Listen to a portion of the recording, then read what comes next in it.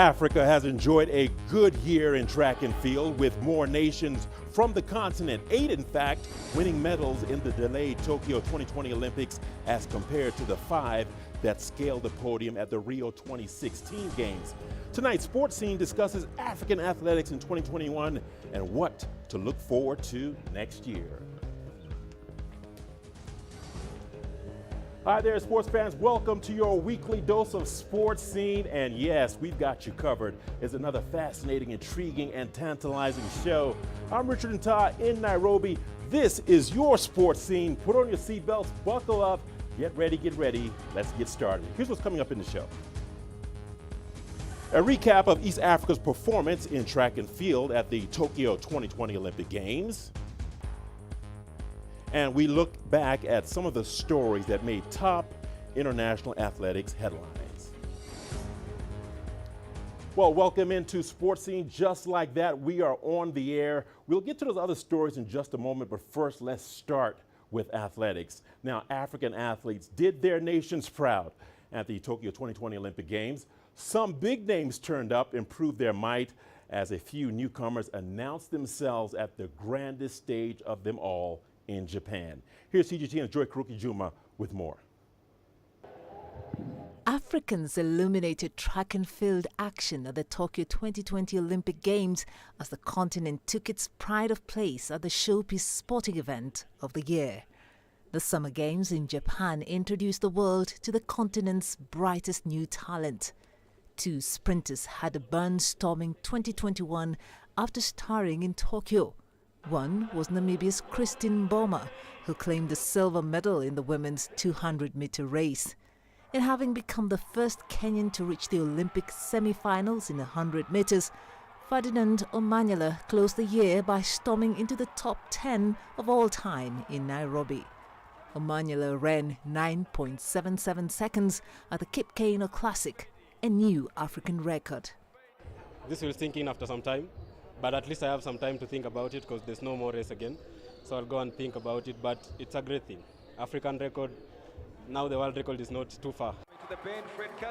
The Olympics also saw the return of Botswana's Isaac Makwala, who has been on the injury list for quite a long time and is hoping that next year he can be able to compete at the World Championships. I'm really happy about my time today. So I ran my season best. I came here with season best of 20.15. So I ran 20.06 now. I've qualified for the World Championship.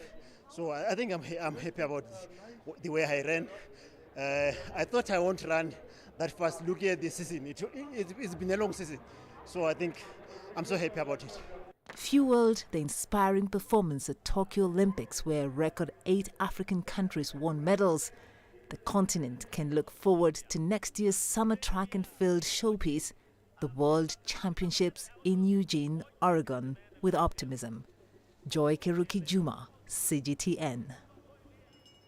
All right, we are delighted to be joined by C.S. Duplessis here on Sports Scene. He's going to discuss everything athletics. C.S. Duplessis all the way from Johannesburg. C.S., thank you for joining us here on Sports Scene. Great to see you again. You're looking sharp as usual. C.S., since we're talking athletics, I'm going to jump into this next question. How would you compare the performances of athletes in Tokyo 2021 with the athletes in Rio 2016? Over to you, sir. Richard, thanks as always for having me on, and you're looking very sharp yourself. It's unfair to almost compare the two events. You know, in 2016 in Rio, we had a Zika virus. It certainly did not have the impact the coronavirus has had on Tokyo. Tokyo, a year later, the cycle was broken, so that sort of 4-year cycle suddenly became 5, athletes peaking at the wrong time. They had to adjust that. So based on that, I think it's difficult to say and compare the two events, but Africa can be extremely proud of how they performed.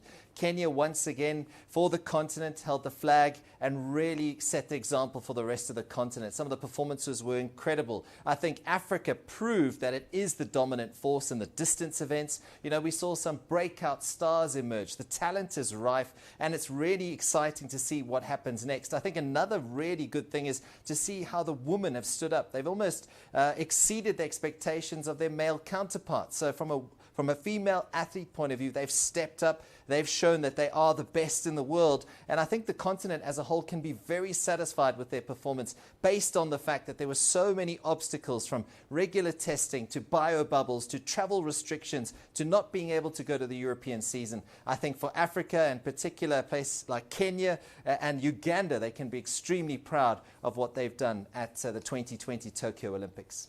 Well, you know what, CS, I agree 100% with the sentiment you have articulated. There's no question about that. But speaking of women, one particular woman that needs no introduction anywhere in the civilized world, Christine Mboma. Can you talk to us about her success and where and how you rank her year?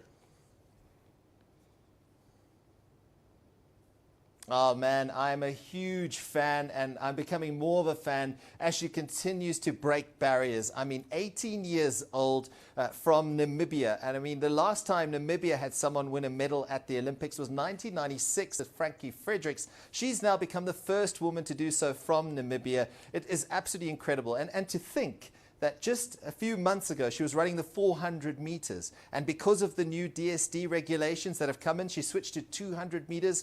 And man, she's got that fast start that no one can stop. And she's just unstoppable at the moment. A world record, a junior world record there. The silver at the Olympic Games. I mean, in the Diamond League, she was untouchable. I think 8 victories she had along the way. She's really a force to be reckoned with. Someone to be very excited about. And I think she is a superstar in the making. Keep a close eye on Christine Mboma.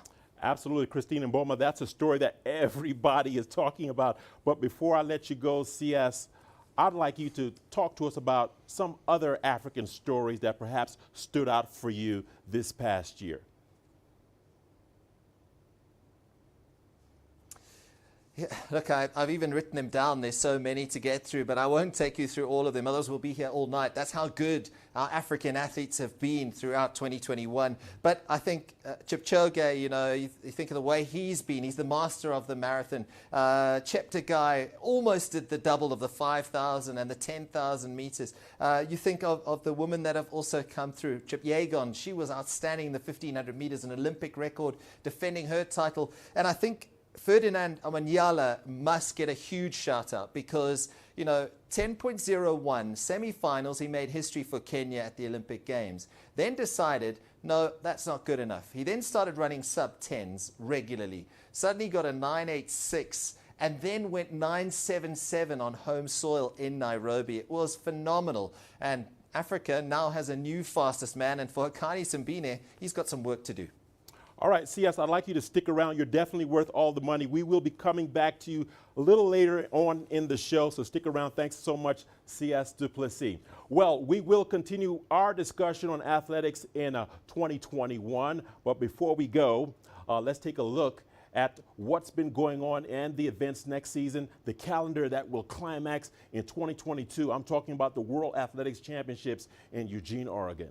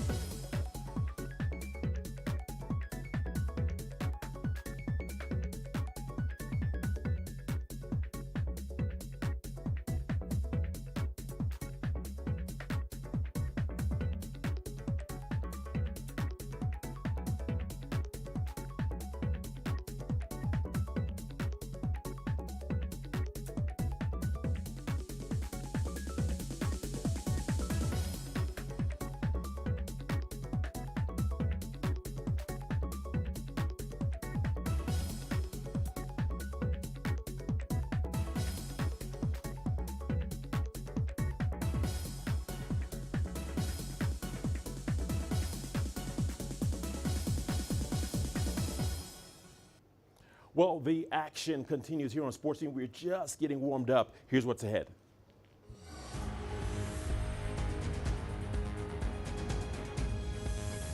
We recap East Africa's performance in track and field at the Tokyo 2020 Olympic Games.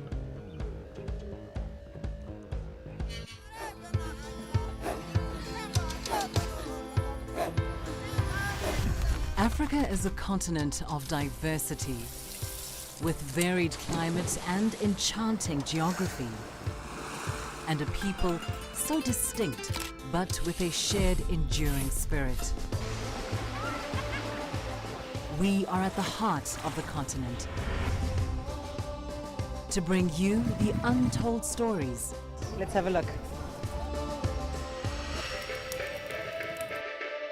We celebrate Africa as it shapes its own destiny. Tunis, Sharia.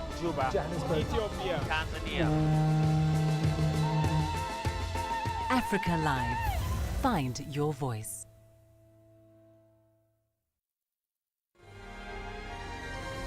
The greatest journeys, the greatest sights, the greatest adventures. Here in Qanater, this weir allows the locals to walk on water. We're far more than just TV news. We're your passport to the wonders of Africa.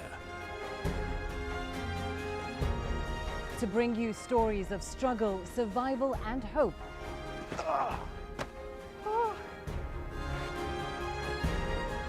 So let's explore.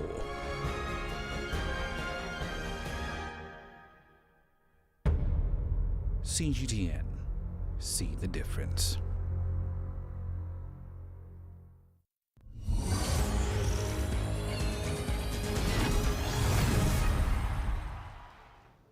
Well, welcome back to Sports Scene and what is already a busy Saturday here on Sports Scene. We appreciate your company. Sticking with athletics, East African athletes produced a mixed performance at the Tokyo 2020 Olympic Games as Kenya, Uganda, and Ethiopia collected 18 medals, among them 7 gold in Japan. Kenya lost the men's 3,000-meter steeplechase title for the first time since the Los Angeles 1984 Games, but the country still managed to top the African track and field charts with 4 gold, 4 silver, and 2 bronze medals. Uganda's Purith Chumatai won the women's 3,000-meter steeplechase, with countryman Joshua Chipnegay producing a master class to win the men's 5,000 meters gold. Ethiopian Solomon Barega denied Chepnegay the double by winning the men's 10,000 meters finals as the gold returned to East Africa. Kenya's Eliud Kipchoge and Faith Chepngetich retained their men's marathon and women's 1,500 meters Olympic titles. I came here with a lot of pressure because as a world champion, as a world record holder, a lot was really decided of me, and at one time, even before coming here, I was like, maybe I need just to cancel the Olympics because everything was on me. Everything was on me. The media, the people, they were saying it's gonna lose, it's not gonna go to the podium, and of course, I had a lot of mental pressure. So the other side of me was saying, I need to call off, and then the other side of me was like, just go and do your best, and because I never had the Olympic medal, so. And I just came just for that one purpose, to win a medal in the Olympics and complete my medal cabinet. I am happy here gold medalist, the first Olympic game and the first 10,000. I am happy. Is here long history Ethiopia and particular here winner. So I am here winner. I am happy.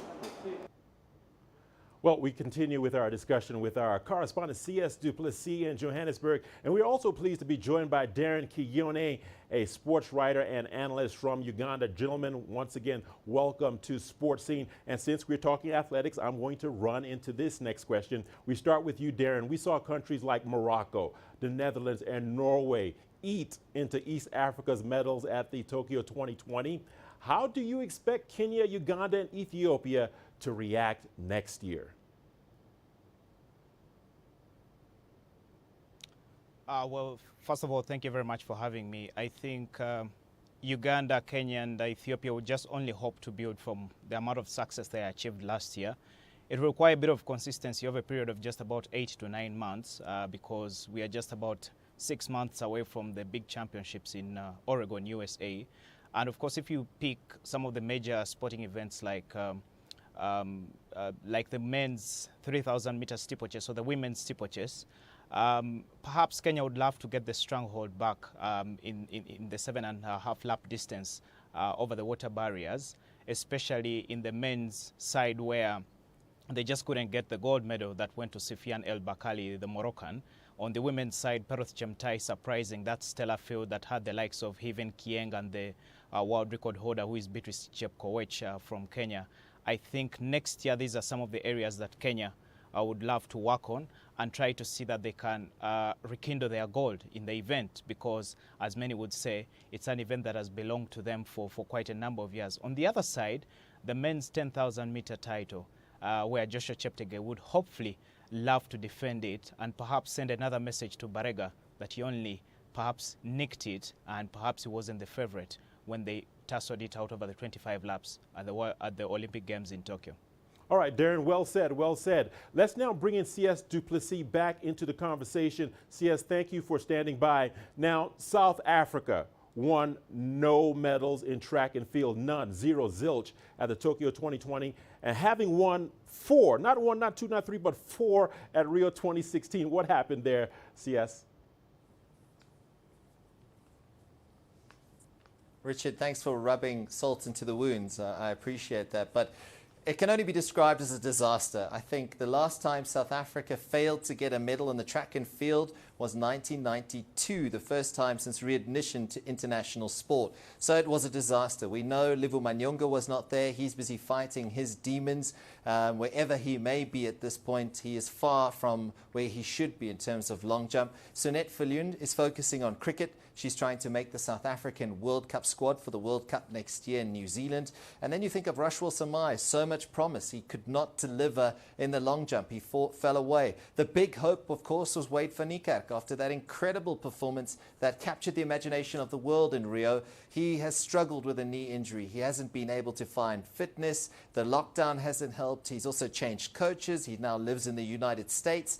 All of those things led to what was quite a weird performance from him in that semi-final where he was slow out of the blocks and just couldn't find any rhythm, any pace, and it cost him dearly. I think the one sort of glimmer of hope has been Akani Simbine. Yes, he did not medal, but it's back-to-back finals for the former African fastest man. He's a guy who is so close to getting onto that podium, and at the World Champs next year, he'll be one of the guys that has a point to prove. Almost a last chance saloon for him. Gift Leokelo, he had a hamstring injury, looked so promising in his 100 meters, but in general, it hasn't been a good Olympics for South Africa. There's a lot of work that needs to be done, a lot of lessons need to be taken out of this, but there is still a lot of talent. And right now, all we can put it down to is a lack of preparation and finesse at Tokyo and on the biggest stage at the worst possible time. Well, compelling points that you've made there, CS, and thanks for bringing all of that there to light. We expect great things from South Africa. They have so much potential. Now, Darren, thanks for sticking around. Darren, I want to bring you back into this conversation. It's right back to you, Darren. Now, this has been a great year for Uganda in distance running.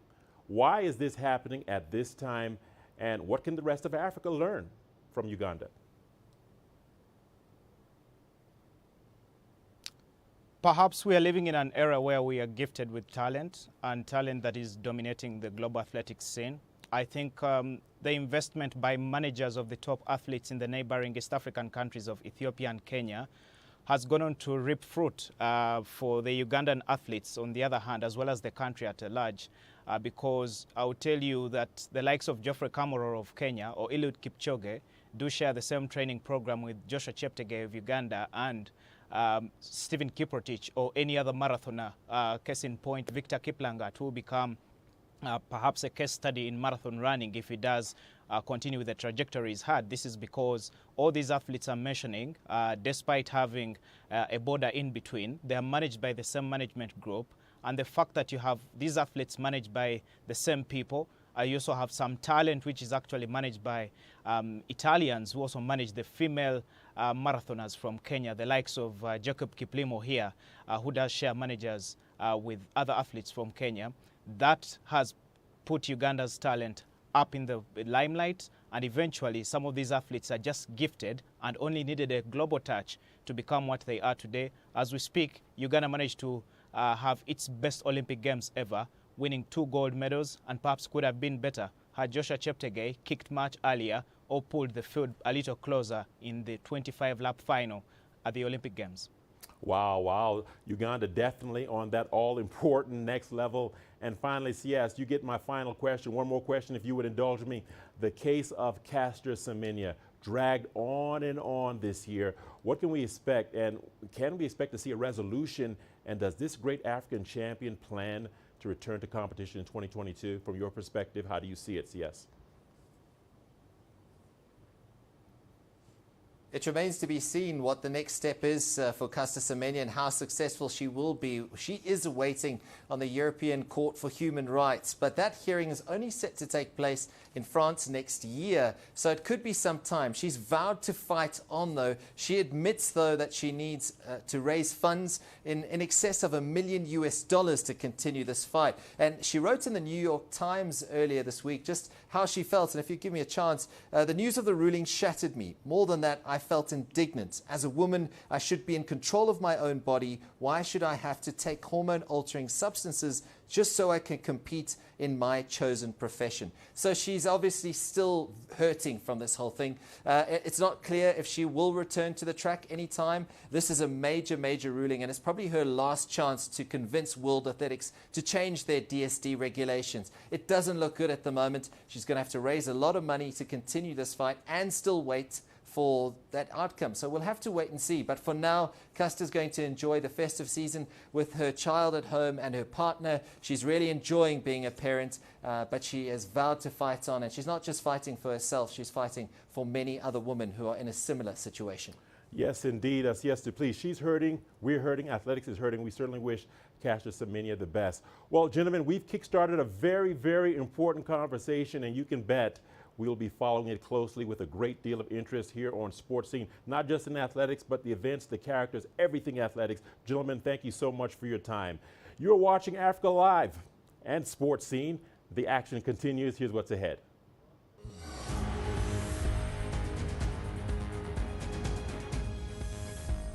Well, we look back at some of the stories that made top international athletics headlines in 2021.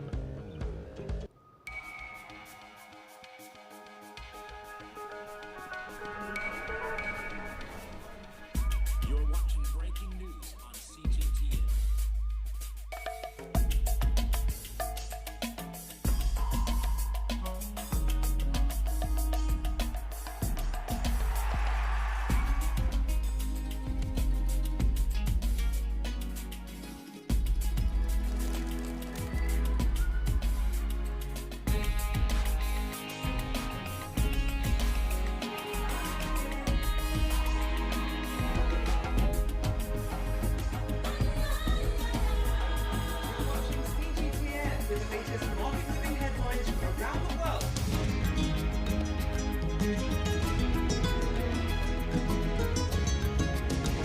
Welcome to the world today on CGTN.